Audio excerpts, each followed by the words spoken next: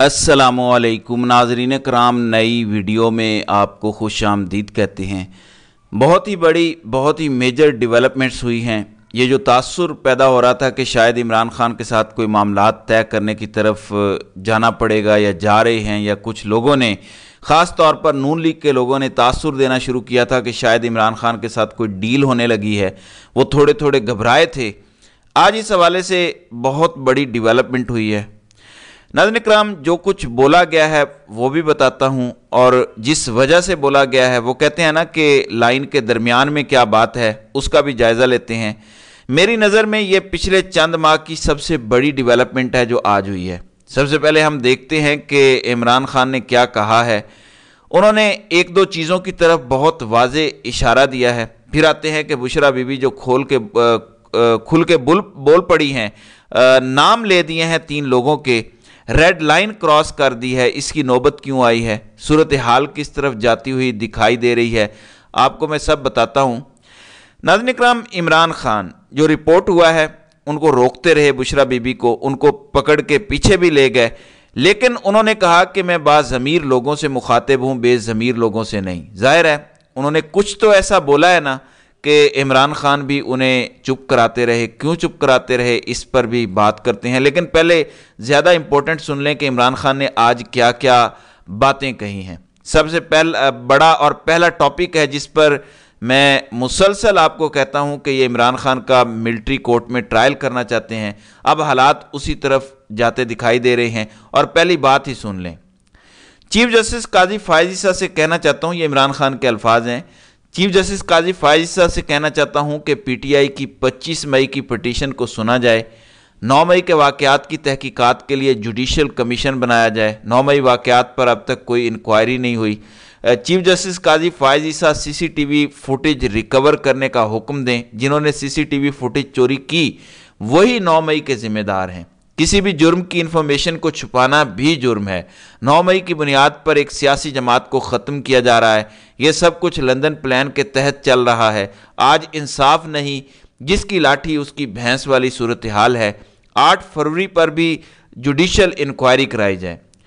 नाज़रीन इकराम, ये वाज़े करता है कि इमरान खान को पता है कि स्टिल तहरीक इंसाफ को ख़त्म किया जा रहा है और 9 मई के गड़े मुर्दे को फिर से ज़िंदा करने की कोशिश की जा रही है, और जो सुप्रीम कोर्ट में समाअत चल रही है वहाँ से ये मनसूबा साज अपनी मर्जी का फैसला लेंगे, और नेक्स्ट यही नज़र आ रहा है कि इमरान खान का मिलिट्री कोर्ट में ट्रायल करना चाहते हैं।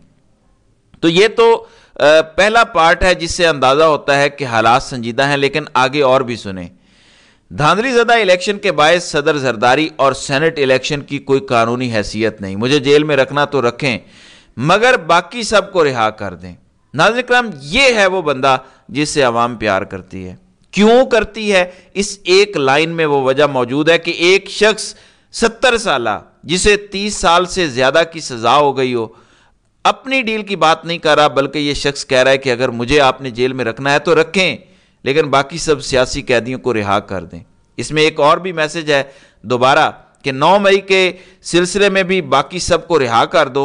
मेरा तो तुमने ट्रायल करना ही है, करो, लेकिन बाकी सबको छोड़ दो। ये उस लीडर का कहना है जिसने अपनी ज़िंदगी इस वतन के नाम कर दी है, और जो इस वतन के लिए हर चीज़ कुर्बान कर चुका है और ज़िंदगी तक कुर्बान करने को तैयार है। अब साइफर के मामले पर भी चंद बातें की हैं इमरान खान ने कि असल साइफर दफ्तर खारजा में मौजूद है, हमें साइफर की पैराफ्रेज कॉपी दी गई। साइफर गुम हुआ तो वज़ीर आज़म अपने ऑफिस का चौकीदार नहीं होता, बल्कि वज़ीर आज़म ऑफिस के कुछ सिक्योरिटी प्रोटोकॉल्स होते हैं। मैंने आज अपनी पहली वीडियो में नाज़रीन इकराम यही बात कही थी कि या तो प्रिंसिपल सेक्रेटरी से पूछें या मिलिट्री सेक्रेटरी से पूछें, इनमें से किसी ने चोरी किया है। इमरान खान जेब में डाल के कोई बनी गाला तो नहीं ले गए।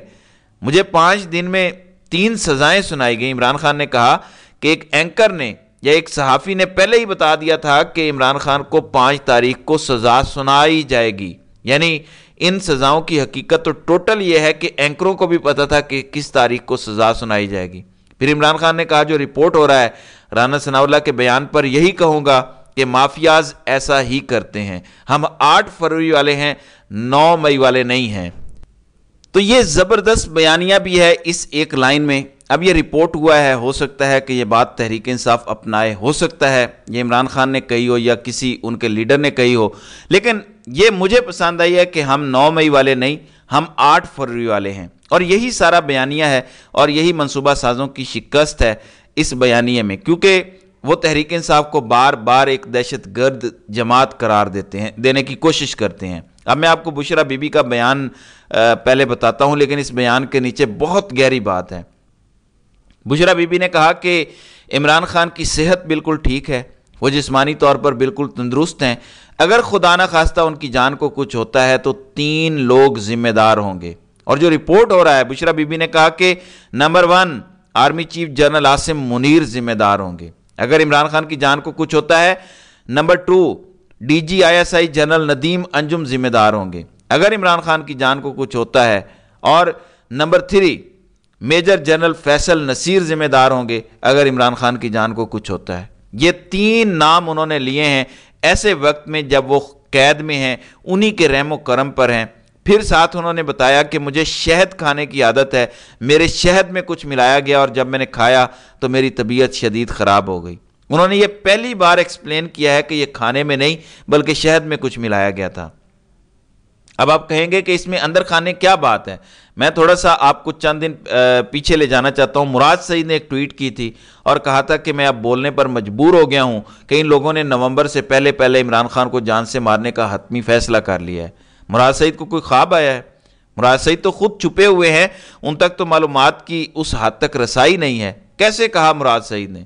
اور آج بشرا بی بی نے 3 افراد کا نام لیا ہے جو تینوں پاکستان کے طاقتور ترین عہدوں پر بیٹھے ہیں کہ عمران خان کو کچھ ہوتا ہے تو یہ 3 ذمہ دار ہیں۔ اس کی صرف ایک وجہ سمجھ آتی ہے، میں ٹیبل کے نیچے نہیں تھا، نہ میں بیٹھ کے چھپ کے خبریں سنتا ہوں، لیکن لاجک سے بات کرتا ہوں، ڈاٹ کنیکٹ کر کے آپ ایگری کریں گے۔ دیکھیں، بشرا بی بی کو سنگین نتائج کی دھمکی دی گئی ہے بند کمروں میں کہ اگر عمران خان ڈیل نہیں کرتا تو ہم ہر حد تک جائیں گے۔ پھر مصر کا مرسی والا ماڈل بھی ہے موجود ہے۔ سارے ڈاٹس اس طرف کنیکٹ ہو کے جا رہے ہیں کہ بشرا بی بی نے اتنی بڑی بات کیوں کی، اور وہ بھی جو رپورٹ ہو رہا ہے، جو آئی وٹنس کہہ رہے ہیں کہ عمران خان بشرا بی بی کو پکڑ کے ایک سائڈ پہ لے گئے اور کہا مت بولو، پھر بھی انہوں نے بول کے لوگوں کو بتایا۔ کوئی سنجیدہ دھمکی دی گئی ہوگی نا، کوئی بہت بڑا تھریٹ آیا ہوگا نا جو وہ بولنے پر مجبور ہو گئی ہیں۔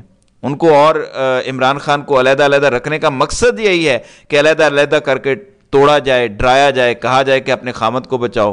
یہ بات سامنے آ چکی ہے پہلے بھی کہ کئی کسی میسج کے کنوے کرنے کی کوشش میں کہ اپنے خامد کی بھی زندگی بچاؤ، اپنی بھی بچاؤ، نکلو یہاں سے، مطلب ملک سے باہر چلے جاؤ اگر جانا ہے۔